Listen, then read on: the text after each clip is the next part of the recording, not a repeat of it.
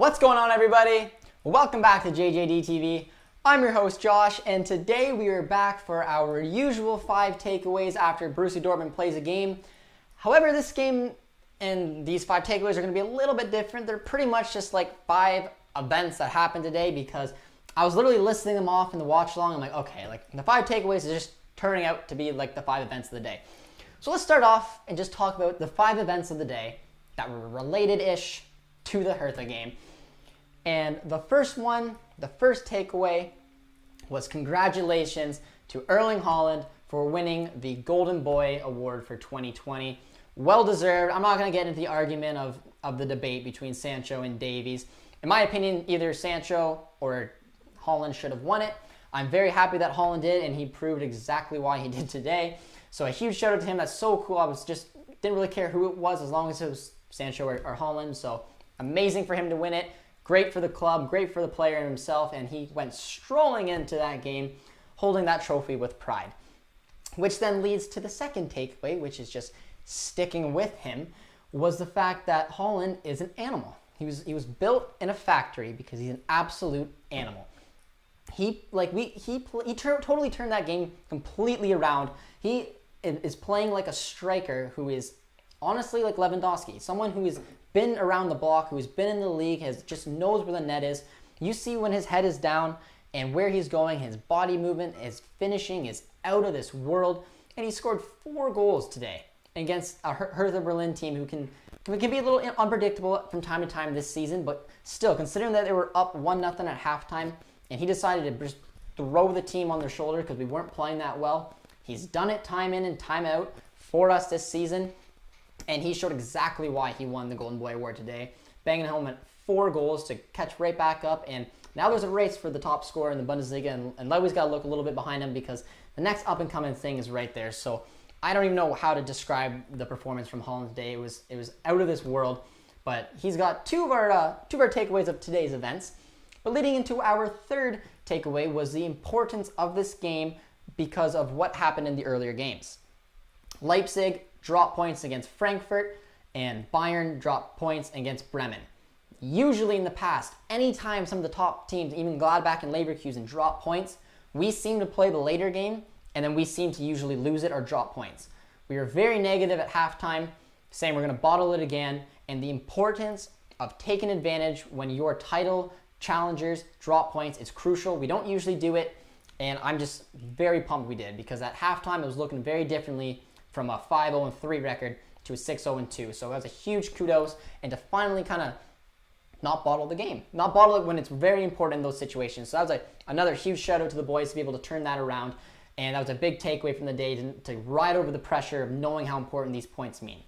Which then leads into our fourth takeaway, and our fourth takeaway, going on that note, is going to give a little bit of love to Favre. Mainly because at halftime when we were down 1-0, I was saying we need to switch into the 4-2-3-1. The 3-4-3 was not working.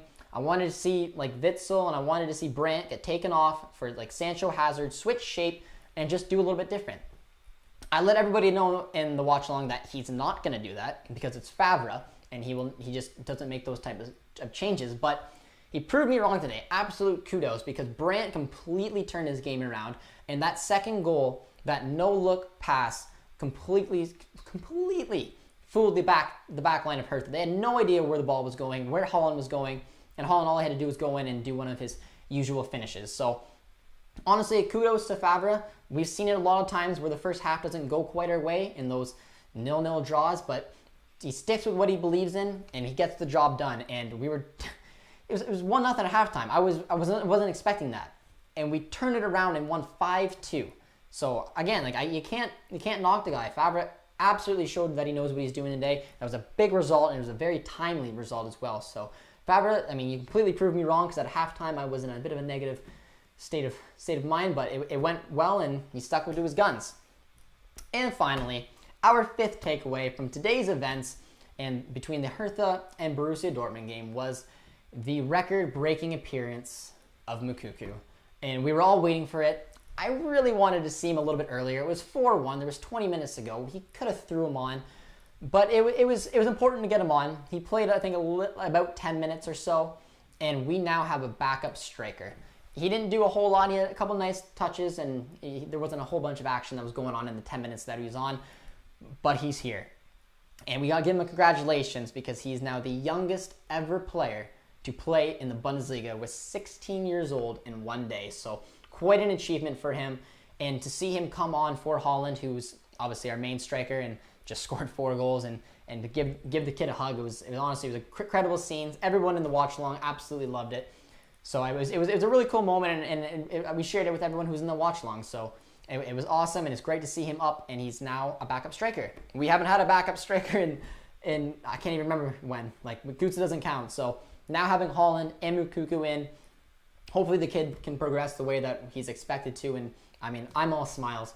Everyone in the chat was smiles. So I just want to give everyone a big thanks for obviously the support on the channel, for sticking with us, and just giving you guys his thoughts and opinions on the watch along as well. It means the world. We keep growing. Our target's 1,000 subscribers. We're well on our way there. So that is it. That is my little wrap up of the events of the day. Because honestly, if you're a Dortmund fan, this was a perfect day. Only thing that could have made it better with Moukoko scored, but I will still take it from the day. So with that comes the end to our little 5 takeaways episode between the Hertha Berlin and Borussia Dortmund game. Thank you guys, everyone, for the support. If you're new around here, be sure to comment, like, and subscribe, and we will see you next time.